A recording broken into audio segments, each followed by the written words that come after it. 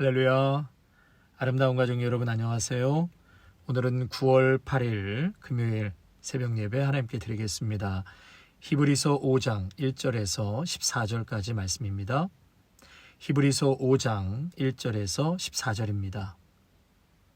대제사장마다 사람 가운데서 택한 자이므로 하나님께 속한 일에 사람을 위하여 예물과 속죄하는 제사를 드리게 하나니 그가 무식하고 미혹된 자를 능히 용납할 수 있는 것은 자기도 연약에 휩싸여 있음이라.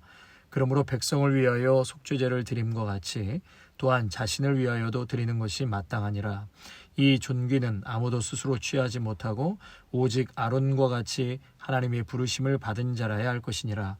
또한 이와 같이 그리스도께서 대제사장 되심도 스스로 영광을 취하심이 아니요 오직 말씀하시니가 그에게 이르시되 너는 내 아들이니 내가 오늘 너를 낳았다 하셨고, 또한 이와 같이 다른 데서 말씀하시되 내가 영원히 멜기세덱의 반차를 따르는 제사장이라 하셨으니 그는 육체에 계실 때에 자기를 죽음에서 능히 구원하실 이에게 심한 통곡과 눈물로 간구와 소원을 올렸고 그의 경건하심으로 말미암아 들으심을 얻었느니라. 그가 아들이시면서도 받으신 고난으로 순종함을 배워서 온전하게 되셨은즉 자기에게 순종하는 모든 자에게 영원한 구원의 근원이 되시고 하나님께 멜기세덱의 반차를 따른 대제사장이라 칭하심을 받으셨느니라. 멜기세덱에 관하여는 우리가 할 말이 많으나 너희가 듣는 것이 둔함으로 설명하기 어려우니라. 때가 오래되었으므로 너희가 마땅히 선생이 되었을 터인데 너희가 다시 하나님의 말씀의 초보에 대하여 누구에게서 가르침을 받아야 할 처지이니 단단한 음식은 못 먹고 젖이나 먹어야 할 자가 되었도다. 이는 젖을 먹는 자마다 어린아이니 의의 말씀을 경험하지 못한 자요 단단한 음식은 장성한 자의 것이니 그들은 지각을 사용함으로 연단을 받아 선악을 분별하는 자들이니라. 아멘. 오늘 본문 말씀의 내용은 이렇습니다. 히브리서 저자는 우리에게 오신 대제사장 예수 그리스도를 소개하기 위해서 유대인들에게 익숙한 구약의 대제사장 아론과 이 멜기세덱을 예로 듭니다. 그러면서 예수님이 참 그리고 진짜 대제사장이다라는 것을 소개하고 있습니다. 또한 뿌리 깊은 나무가 흔들리지 않는 것처럼 지금 유대 그리스도인들이 믿음의 뿌리를 깊이 내리지 못해서 이 작은 바람에도 막 요동치니까 예수님으로 신앙의 깊은 뿌리를 내려야 한다는 것을 강조하고 있습니다. 더불어서 그렇게 단단한 음식을 먹지 못하는 유대 그리스도인들을 책망하는 그러한 내용이 오늘 본문 말씀입니다. 1절에서 4절 말씀을 보시면 죄인들과 하나님 사이에서 중재자로 섬긴 대제사장의 직분의 특징 3가지를 말하고 있는데요. 첫째는 사람 가운데서 택함 받은 자이다. 사람 가운데서 택함 받은 자. 두 번째, 대제사장의 특징 하나님께 속한 일을 사람을 위하여 하는 자이다. 세 번째 특징은 예물과 속죄하는 제사를 하나님께 대표해서 드리는 자다. 이것이 대제사장 직분의 3가지 특징이라고 할 수 있는데요. 그런데 아무리 아론의 계열인 대제사장이라 할지라도 그 역시 죄인이고 인간에 불과하다는 것입니다. 그래서 오늘 2절에 인간 대제사장이다 할지라도 역시 연약한 사람이다. 그렇게 말씀하고 있는 거고요. 이 대제사장이 대속죄일이 되면 지성소에 들어가기 전에 먼저 무엇을 하죠? 자신의 죄를 속죄하는 제사를 먼저 드리죠. 백성들을 대신해서 제사를 드리기 전에 먼저 자신의 죄를 하나님 앞에 속죄하는 것을 먼저 시작합니다. 그리고 나서 백성들의 죄를 위해서 하나님께 빌 수 있는 것이죠. 그런데 우리 대제사장 되신 예수님, 그럴 필요가 있을까요? 없을까요? 우리 예수님은 그럴 필요가 없지요. 흠이 없고 죄가 없는 분이시기 때문에 그렇습니다. 그래서 이 대제사장은 본인이 지원해서 되는 것이 아니라 하나님이 부르시고 하나님이 선택하고 그렇게 해서 세운 사람이라야 대제사장이 될 수 있는 것이죠. 우리 예수 그리스도도 그렇게 마찬가지입니다. 그렇게 선택받았습니다. 대제사장으로 임명받은 날, 그가 높이심을 받은 날, 그날은 바로 십자가에 죽으신 바로 그날이 영광의 날이요 높이심을 받은 날이라고 말할 수 있겠습니다. 자, 이제 6절부터 중요한 말씀이 나오는데, 이 멜기세덱의 반차라는 말이 자주 등장하는데요. 여기서 반차라는 것은 계열이라는 뜻인데 예수님을 소개하는 데 있어서 매우 중요한 단어라고 할 수 있습니다. 여러분, 성경에서는 이 제사장 반차를 크게 두 가지로 나눠서 말하는데, 첫째는 아론의 반차, 그리고 두 번째로는 멜기세덱의 반차로 나누게 됩니다. 여러분, 아론은 모세의 형이지요. 아론이 구약시대, 그러니까 모세의 율법이 제정된 후에 초대 대제사장이 되었습니다. 그래서 아론의 반차는 이 구약시대의 양이나 소와 같은 짐승의 피를 흘려 제사 드리는 그런 제사장 직분을 상징하는 표현이라고 할 수 있습니다. 그렇다면 멜기세덱의 반차는 뭐죠? 멜기세덱은 모세 율법이 등장하기 훨씬 이전에 떡과 포도주로 아브라함을 축복했잖아요. 아브라함을 축복한 한 나라의 왕이면서 제사장의 역할을 했다는 것입니다. 그래서 이것이 신약 시대에 들어왔을 때는 유월절 떡과 포도주로 죄사함의 축복을 허락하신 그리스도를 표상하는 인물이라는 것이죠. 다시 말해서 예수 그리스도 참 대제사장, 진짜 대제사장의 어떤 모형이고 그림자가 멜기세덱이다. 그리고 진짜 실체는 바로 참은 예수 그리스도시다 라는 것을 말하는 것입니다. 자, 그래서 성경은 이 구약시대 아론의 반차를 따른 제사장 직분은 불완전한 것이고, 신약시대의 멜기세덱의 반차를 따른 제사장 직분이 등장했다고 그렇게 기록하고 있는 것입니다. 그래서 여러분, 멜기세덱은 창세기 14장 18절에 살렘의 왕이죠. 평화의 왕이라고 표현합니다. 지극히 높으신 하나님의 제사장. 그래서 아브라함이 11조를 바치고 또 아론의 지파 조상인 레위보다 더 큰 자라고 성경에 소개하고 있죠. 그래서 이 멜기세덱은 한 나라의 왕이면서 제사장인 것처럼 예수님이 왕이시면서 동시에 우리의 죄를 완전히 해결해 주신 유일한 대제사장이심을 강조하는 것입니다. 그러니까 여러분, 아론의 대제사장이든 멜기세덱의 제사장이든 여러분, 예수 그리스도의 모형에 불과한 것이고 참 하나님의 아들이요 그리고 완벽한 중재자요 제사장은 바로 예수님이시다라는 것을 지금 강조하고 있는 것이죠. 그러면서 7절과 8절에 보면 겟세마네 동산에 예수님의 눈물로 간구하심을 표현하고 있죠.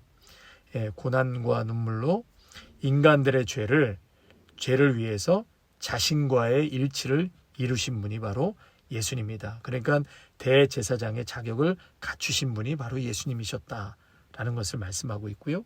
또 9절에서는 우리 예수님이 온전히 순종했다. 완전하게 되었다. 그것을 말하고 있죠. 십자가에서 죽으심으로 그의 순종이 완전한 순종이라는 것이 온 천하에 드러났다. 그래서 이것이 우리에게 주어진 영원한 구원의 근원이 된다. 그분이 십자가에서 죽으시고 부활하심으로 인해서 영원한 구원의 근원, 다른 근원은 없습니다. 예수님만이 구원의 근원이시다. 아주 멋진 표현이죠. 구원의 근원이 되었다. 그래서 9장 12절에도 보면 영원한 구원, 9장 15절에 영원한 기업, 또 13장 20절에 보면 영원한 언약, 이런 표현들이 나오는데 예수님을 통해서 주어진 것들이 영원한 것이다 라는 것을 강조하고 있습니다. 그럼 반대로 예수님을 통해서 주어지지 않은 것은 영원하지 않다는 것이죠. 구체적으로 지금 히브리서 기자는 뭘 말하는 것이죠? 유대교의 제사장 제도, 또 예루살렘의 어떤 성전, 그리고 그 제사들 이제는 더 이상 영원하지 않다라는 것을 겨냥해서 표현한 것입니다. 그러한 것들은 이제 다 사라져 없어져 버릴 모형들에 불과하다. 그러면서 이제 9장으로 한참 후에 9장을 볼 텐데 땅의 성전과 하늘의 성전을 대조하면서 말하고 있습니다. 땅의 성전에는 인간들이 제사장이다. 그러나 하늘의 성전의 대제사장은 바로 예수님이시다. 그래서 우리 예수님은 인간의 족보에 따라서 대제사장이 된 것이 아니라 멜기세덱의 계열을 쫓는 제사장이다 라는 것을 강조하고 있는 것이죠. 자, 그러면서 11절에 이렇게 멜기세덱에 대해서 우리가 할 말이 많지만 지금은 말을 다 할 수가 없다.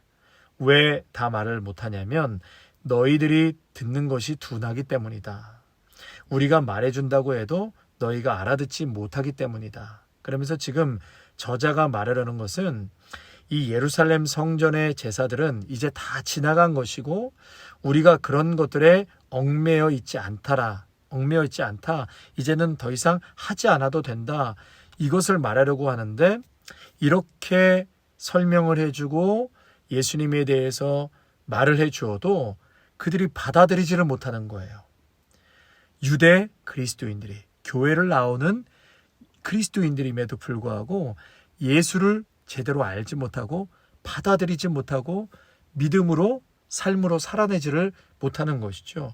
소화해낼 수 있는 이야기가 아니기 때문에 아직 구체적으로 더 이상 말하지 않겠다. 이것이 11절의 말씀입니다.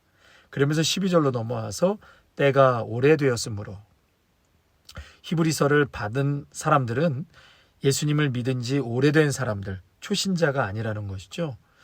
너희가 마땅히 선생이 되었을 터인데, 그러니까 지금쯤이면 마땅히 복음에 대해서 가르칠 수 있는 사람이 되어 있어야 할 텐데 지금 가르칠 수 있는 상황이 아니라는 것입니다.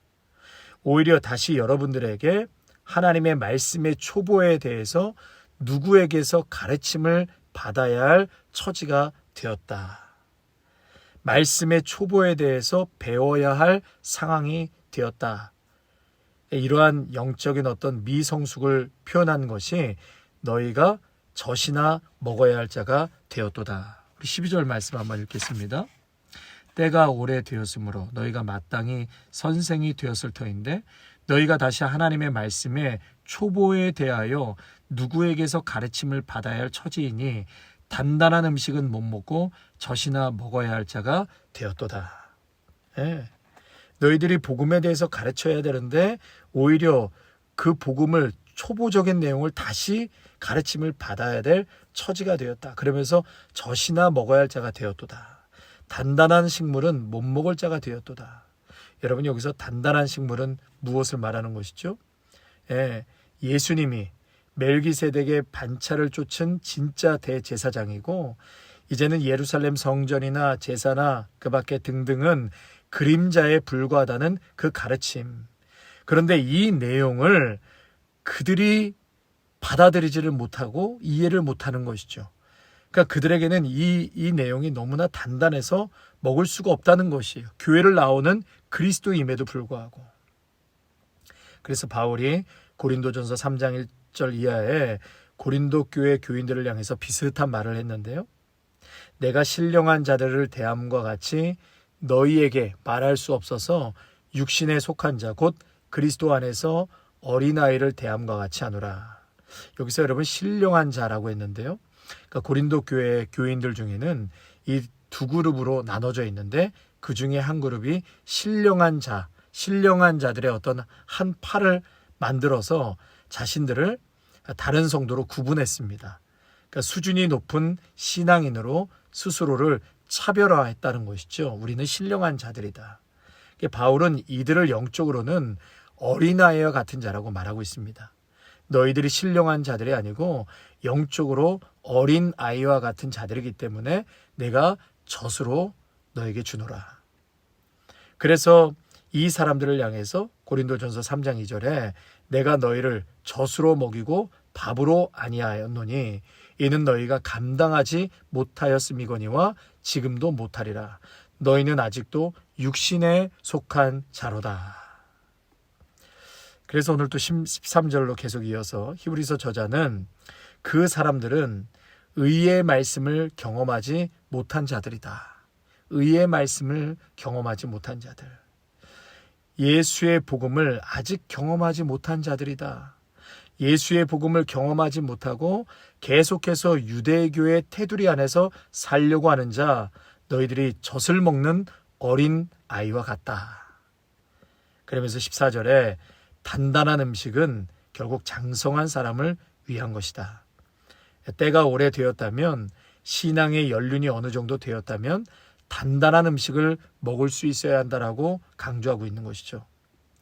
그렇다면 왜 유대 그리스도인들, 그들은 예수를 믿은 지 오래되었는데 선생이 되어 있어야 할 상황에서 그렇게 되지 못하고 영적으로 젖이나 먹어야 할 자가 되었는가? 그것은 한마디로 말해서 not a fan. 저는 그렇게 말하고 싶습니다. 팬인가 제자인가? 그러니까 부드러운 것, 내가 먹고 싶고 좋은 것만 찾는다는 것입니다. 귀에 듣기 좋은 것, 지금 나의 상황에서 그냥 그대로 머물러 있어도 되는, 근본적인 변화를 요구하지 않는 그런 이야기들만 계속 듣기를 원하고 삶의 결단을 촉구하고 변화를 요청하는 그 말씀은 먹지 않는다는 것이죠. 지금 예수님께서 참 대제사장으로, 그리고 진짜인 대제사장으로 이 땅에 오셨죠. 이제는 패러다임이 완전히 바뀌었습니다. 유대 그리스도인들은 이제는 새로운 삶의 변화와 결단이 요청되는 바로 이 시대에 여전히 예수님을 알고는 있지만 그냥 팬으로서 교회는 나오지만 삶으로는 제자가 될 의향이 없었다라는 것이죠. 사랑하는 성도 여러분, 구원받은 하나님의 자녀는 영적으로 힘써 자라가야 합니다. 어린아이가 해가 거듭할수록 키가 자라고 몸이 자라고 생각이 자라는 것이 정상이고 잘 커가는 것처럼 믿음의 성도도 해가 거듭할수록 성숙해지고 더 자라가야 하는 것이죠. 그래서 그리스도의 장성한 분량에 이르도록 자라라고 말씀하고 있지 않습니까? 여러분은 예수님의 팬입니까? 아니면 제자입니까? 작은 예수로 살아가시기를 바랍니다. 그러기 위해서는 우리가 부지런히 말씀을 배우고 하나님의 은혜를 구하고 또 주신 말씀에 순종하는 삶으로 나아가야 할 것입니다. 바쁜 일상을 핑계 삼아 우리가 이러한 일들을 게을리한다면 오랜 신앙생활에도 불구하고 단단한 음식을 먹지 못하는 영적 어린아이의 상태를 벗어날 수가 없는 것이죠. 예수님을 더욱 닮아가는 저와 여러분, 작은 예수로 제자로 살아가기를 간절히 축원합니다. 예수님은 이 땅을 통치하시고 다스리시는 왕이시며 오늘도 부활하시고 살아계셔서 우리와 함께 하시는 우리의 주님이신 줄로 믿습니다. 우리의 인생의 모든 주권이 또한 주님의 손에 있음을 고백합니다. 오직 예수님만이 나의 구원자이십니다. 그 외에 어떤 이름도 다른 길도 주지 않으셨습니다. 신앙의 어린아이는 감정에 흔들리고 수시로 요동하지만 어른은 견고합니다. 어른은 비바람이 불어도 흔들리지 않습니다. 견고한 믿음, 신앙의 어른으로 자라가게 하옵소서. 영적인 게으름과 나태함에 빠지지 않게 하시고 부지런함과 인내로 부단히 영적 성장을 이루어가게 하옵소서. 장성한 믿음은 말씀의 실천에 달려있고 말씀대로 사는 만큼 영적으로 성장하는 줄 믿사오니 받은 말씀에 순종하게 하옵소서. 바울처럼 뒤의 것은 잊어버리고 앞에 있는 것을 잡으려고 달려가게 하옵소서. 예수님의 이름으로 기도하옵나이다. 아멘.